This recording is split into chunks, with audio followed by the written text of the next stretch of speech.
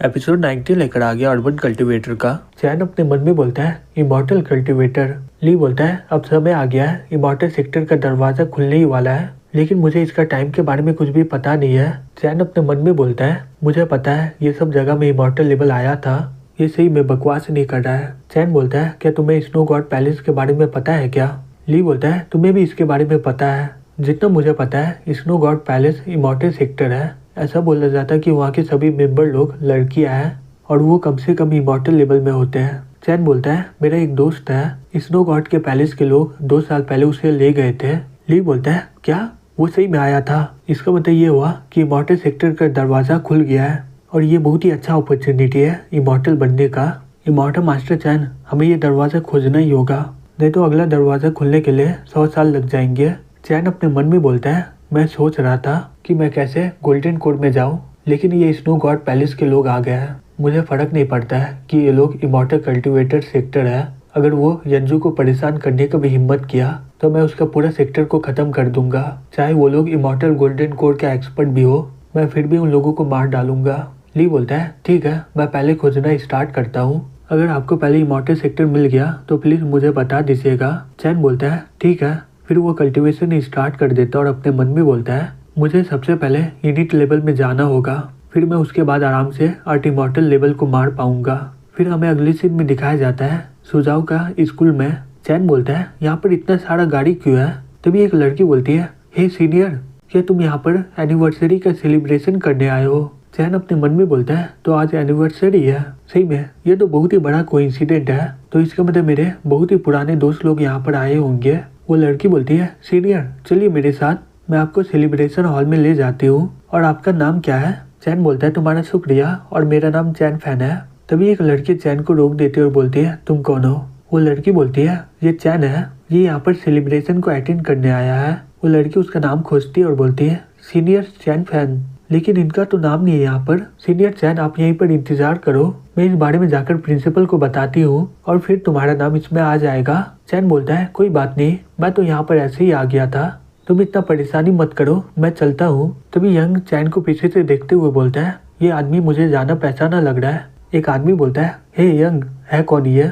Young बोलता है मुझे याद नहीं आ रहा है, लेकिन मुझे ये जाना पहचाना लग रहा है। वो लड़का बोलता है तुम तो नेशनल बास्केटबॉल टीम का मेंबर हो, तो तुम इसे कहीं देखे होगे, इसलिए तुम्हें ये जाना पहचाना लग रहा है। तभी मैंग बोलती है वो शायद कोई हमारा पुराना क्लासमेट होगा, जबकि वो हमसे मिलना नहीं चाहता है, तो हमें भी इसके लिए फोर्स नहीं करना चाहिए उसे। तभी प्रेसिडेंट बोलता है हे मेंग, क्या जियांग वापस चली गई है?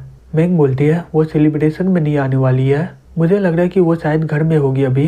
तभी एक लड़का बोलता है हम लोग जियांग से पूछेंगे दोपहर को यहाँ पर मिलने के लिए, जबकि हम लोग एक दूसरे को बहुत दिनों से देखे नहीं है, तो सभी लोग एक साथ होंगे तो बहुत ही मजा आएगा। दूसरी तरफ चैन जाते हुए अपने मन में बोलता है मुझे इन लोगों से मिलने से कोई फायदा नहीं होगा, ये लोग मेरे सामने एक चींटी के बराबर है। पिछले जन्म में आंटी मेरा अच्छे से ध्यान रखी थी, अब समय आ गया है ये कर्ज को उतारने का।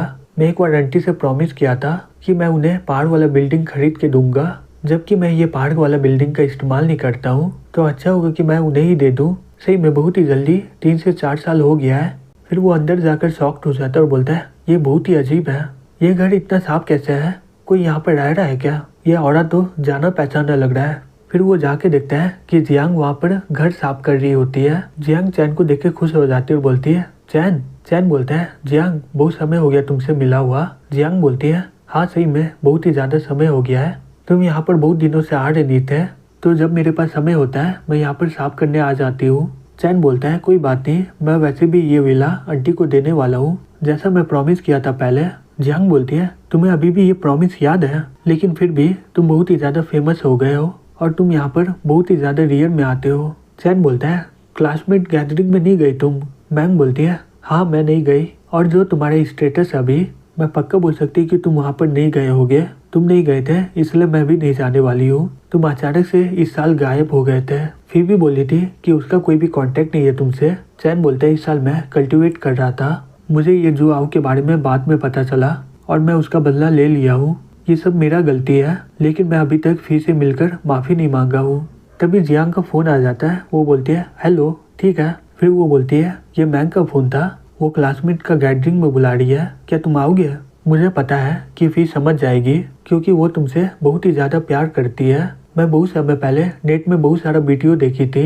एक आदमी भगवान की तरह है और उसे लोग चैन बैक्सुन भी बोलते हैं। वो एकदम तुम्हारी तरह लग रहा है, मुझे पता है कि ये तुम ही हो। चैन बोलता है सही में तुम तो मेरे बारे में बहुत ही ज्यादा जानती हो। जियांग बोलती है तुम तो मेरे पुराने क्लासमेट हो, तो बेशक मुझे तुम्हारे बारे में पता ही होगा, और मेरा पुराना क्लासमेट एक इमॉर्टल है। चैन बोलता है मैं अभी तक इमॉर्टल नहीं हुआ हूँ, मुझे इसके लिए बहुत ही ज्यादा मेहनत करना होगा। ठीक है, बैठकर चाय पियो।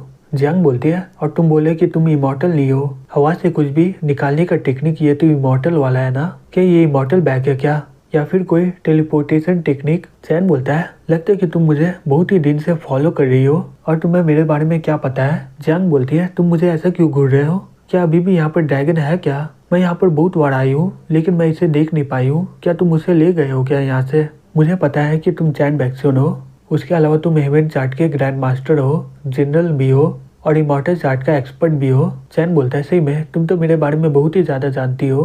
हे जियांग, जितना जल्दी हो सके तुम यहाँ से चली जाओ। जियांग शॉक्ड होकर बोलती है क्या? तभी एक आदमी बोलता है इसे यहीं पर रहने दो, हम लोग यहाँ पर तुमसे बात करने आए हैं। फिर वहाँ पर बहुत सारे इमॉर्टल लेवल एक्सपर्ट आ जाते हैं। चैन हंसते हुए बोलता है ली सही में तुम तो बहुत ही ज्यादा जियोगे। ली बोलता है तुम्हें तो पता ही होगा, मास्टर आओ और ये दोनों के बारे में मैं इन तीनों के बारे में बताता हूँ। यह है मैडम जैंग टाई, इसका कल्टीवेशन लेवल बहुत ही ज्यादा हाई है। यह है गुरु रामा, हिंदू सेक्टर का टॉप गुरु और बॉर्नियो सेक्टर का चीफ। यह है मिस्टर डायमंड और इसका दूसरा नाम है डीमन ब्लड। चैन बोलता है डायमंड डीमन ब्लड, ये तो 100 साल पहले नंबर 3 का इमॉर्टल चार्ट में था ना?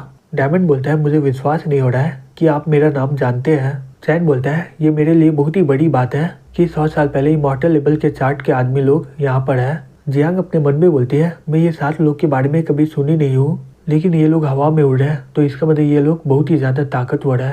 वातानाबे बोलता है चैन बैक्सुन अब बस करो, जल्दी से मुझे अर्ट इमॉर्टल का सीक्रेट ट्रेजर दे दो और हम लोग तुम्हें जाने देंगे। चैन बोलता है मुझे समझ भी नहीं आ रहा है कि तुम लोग यहाँ पर क्यों आए हो, मैं तो तुम्हें पहले ही बता दिया था ना कि इमॉर्टल सेक्टर का दरवाजा खुल चुका है और वहाँ से लोग भी आ रहे हैं, तो तुम यहाँ पर क्या कर रहे हो? वो लोग बोलता है मिस्टर चैन अच्छा होगा कि तुम हमें वो सीक्रेट स्क्रॉल दे दो, तो यहाँ पर किसी को मरना नहीं होगा और हम लोग तुम्हें जाने देंगे। ली बोलता है इमॉर्टल सेक्टर बहुत ही ज्यादा रहस्यमयी है, तुम स्नो गॉड पैलेस के बारे में बता रहे हो, लेकिन मैं कैसे विश्वास कर लूँ कि तुम झूठ नहीं बोल रहे हो? लेकिन तुम्हारी ये ताकत असली है, अगर तुम बता दो कि ये इमॉर्टल सेक्टर कहाँ पर है या फिर वो सीक्रेट स्क्रॉल दे दो तो हम लोग तुरंत ही यहाँ से चले जाएंगे। चैन हंसते हुए बोलता है मैं तुम सभी को एक ही बार में मार डालूंगा। यही बोलता है हे तुम लोग बकवास बंद करो और जल्दी से इसे हराकर सीक्रेट टेक्निक के बारे में पता करो। तभी वो चैन पर हमला कर देता है, लेकिन चैन उसके हमले से बच जाता है और बोलता है अगर तुम यहाँ से चले जाओगे तो मैं तुम्हें जिंदा छोड़ दूंगा, नहीं तो मैं तुम सभी को मार डालूंगा और साथ ही साथ तुम्हारा सेक्टर भी तबाह हो जाएगा। तभी यायू उस पर बिजली से हमला कर देता है। चैन बोलता है आज इमॉर्टल लेवल एक्सपर्ट के खून से ये क्लाउडी माउंटेन पूरी तरह रंगीन हो जाएगा और आज के बाद से कोई भी ईस्ट में इमॉर्टल एक्सपर्ट नहीं होगा। तभी वहाँ पर बहुत ही बड़ा धमाका हो जाता है। सभी लोग दूर से देख के शॉक्ड हो जाते हैं और बोलते हैं ये सब चल क्या रहा है वहाँ पर, यह वहाँ पर बिजली क्यों चमक रहा है, अभी तक कोई बारिश नहीं हुआ वहाँ पर। दूसरा आदमी बोलता है लग रहा है कि लेजेंडरी मास्टर चैन आ चुका है वापस। तभी यायू अपने आइटम से चैन पर हमला कर देता है, लेकिन चैन उसके आराम से हमले को रोक देता है और चैन के हमले से यायू बहुत ही ज्यादा घायल हो जाता है। चैन बोलता है अब तुम्हारा समय आ गया है मरने का। यायू अपने मन में बोलता है मैं अपना पूरा दम लगा दिया, यहाँ तक कि मेरा नया ताकत भी चैन के सामने कुछ भी नहीं है। तभी टिया बोलती है वो ज्यादा संभाल नहीं पाएगा, सभी लोग इसका सुरक्षा करो। फिर वो यायू को बचाने के लिए एक फूल का कवच बना लेती है, लेकिन चैन उसे आराम से काट डालता है। यायू अपने मन में बोलती है ये तो white lotus protection secret technique है मेरा, लेकिन ये तो चैन के वार को भी नहीं सह पाया। तभी मोंग एक रुद्राक्ष ऊपर में फेंक देता है, फिर वातानाबे वो रुद्राक्ष पर हमला कर देता है और वो दोनों मिलकर चैन पर हमला कर देता है, लेकिन चैन अपना ड्रैगन पंच से उस हमले को रोक देता है। वातानाबे अपने मन में बोलता है ये इतना ज्यादा ताकतवर कैसे है। फिर यायू चैन पर हमला कर देता है, लेकिन चैन उसके हमले को पूरी तरह बेकार कर देता है। यायू अपने मन में बोलता है हम दोनों इमॉर्टल लेवल के पीक में है, लेकिन इसका ताकत मेरे से बहुत ही ज्यादा हाई क्यों लग रहा है। फिर वो तीनों मिलकर चैन पर हमला कर देता है। चैन हंसते हुए बोलता है सही में ये हमला बहुत ही अच्छा था और वो उनके हमले को एक ही पंच से हरा देता है। ये देखकर टियान बहुत ही ज्यादा शॉक्ड हो जाती है। ली बोलता है सभी लोग एक साथ हमला करो, ये हम लोग से बहुत ही ज्यादा ताकतवर है।